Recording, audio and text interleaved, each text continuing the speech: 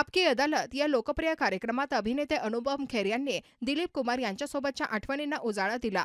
अनुपम म्हणाले, मी कर्मा चित्रपटात डॉक्टर डँगची भूमिका करत होतो. दिलीप साहेबांना पहिल्यांदा प्रत्यक्ष पाहिलं तेव्हा मी स्तब्ध झालो. मनात आलं यांच्यासारखं व्हायचं, म्हणूनच तर मी अभिनेता झालो. तेवढ्यात दिग्दर्शक सुभाष घई यांनी अनुपम यांना बाजूला नेऊन सांगितले, तू खलनायक आहेस, दिलीप साहेबांकडे इतक्या प्रेमाने पाहू नकोस. त्यावर अनुपम म्हणाले, अनुपम खेर दिलीप साहेबांवर प्रेम करतो, डॉक्टर डँग राणा विश्वप्रतापांवर नाही. अनुपम यांनी खुलासा केला की दिलीप कुमार यांना प्रभावित करण्यासाठी त्यांनी त्यांना म्हटलं, साहेब कृपया खरंच थप्पड मारा. यावर दिलीप साहेब हसून म्हणाले, बेटा पठाण का हात है, बेहोश हो जाएगा.